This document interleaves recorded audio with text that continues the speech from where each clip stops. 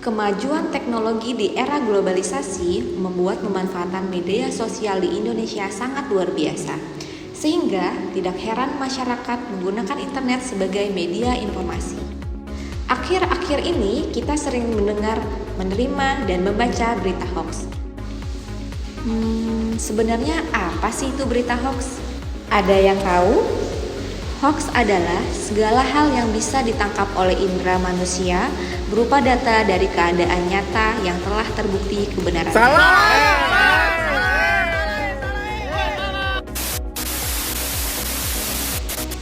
Yang benarnya apa sih teman-teman?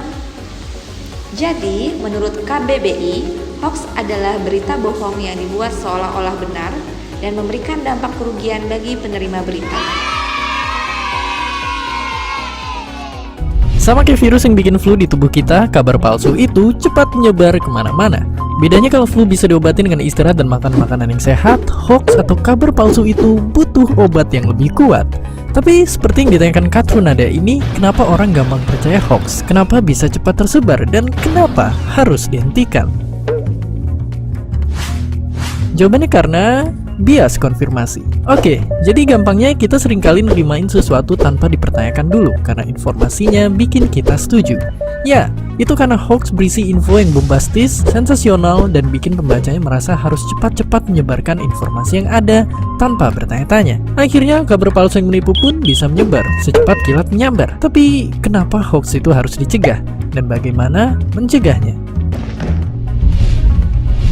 Simpelnya, karena hoax itu jahat. Saking jahatnya, hoax ini sering dipakai sama politikus buat menjatuhin lawan, dipakai sama teroris buat menyebar ancaman dan ketakutan, sampai orang-orang kurang kerjaan yang hobinya niupin rasa kebencian. Intinya jika dibiarin, kebohongan yang diulang-ulang akan dipercaya sebagai kenyataan.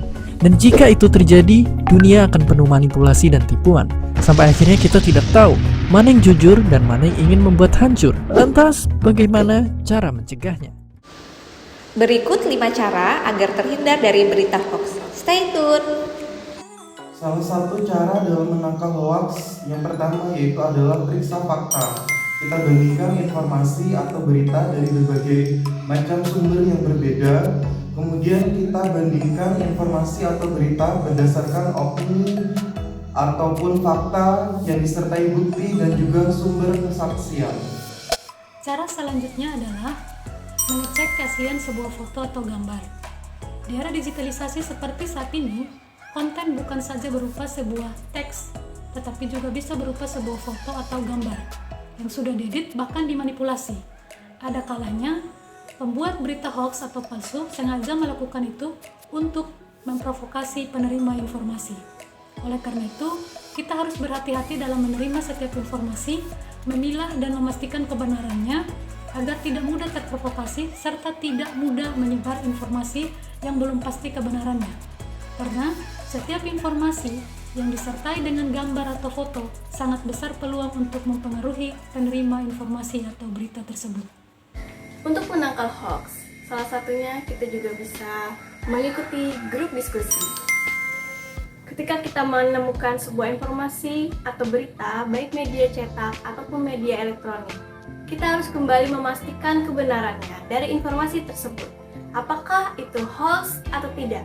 Yakni mengikuti grup diskusi baik secara langsung ataupun secara media sosial. Grup diskusi secara langsung ini bisa saja kita lakukan bersama-sama teman-teman, yakni bersama-sama mengecek keaslian dari informasi yang kita terima dan sama-sama saling mengingatkan untuk lebih berhati-hati dalam menerima informasi.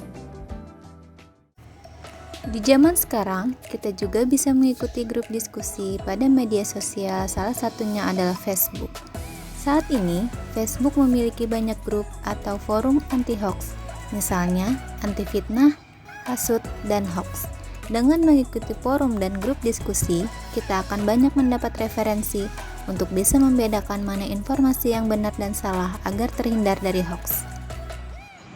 Hati-hati dengan judul berita yang kamu baca. Clickbait, pernah dengar istilah ini? Clickbait menggunakan judul yang sangat menarik dan kontroversial untuk membuat orang penasaran akan isi berita tersebut.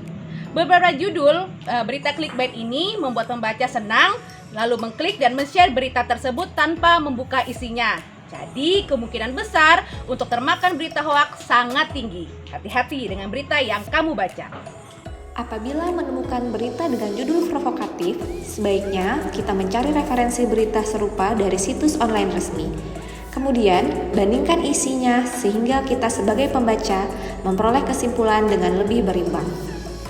Jadi, hati-hati dengan judul provokatif ya teman-teman. Langkah selanjutnya, cermati alamat situs.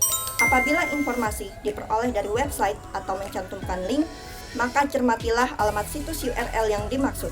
Apabila berasal dari situs yang belum terverifikasi sebagai institusi pers yang resmi, misalnya menggunakan domain blog, maka bisa jadi informasi tersebut meragukan. Menurut catatan Dewan Pers, di Indonesia terdapat 43.000 situs yang mengklaim sebagai portal berita. Dari jumlah tersebut, yang sudah terverifikasi sebagai situs berita resmi tidak sampai 300. Artinya terdapat setidaknya puluhan ribu situs yang berpotensi menyebarkan berita palsu yang harus kita waspadai. Jadi, sudah tahu kan cara mencegah hoax? Stop hoax mulai sekarang. Ayo saring sebelum sharing.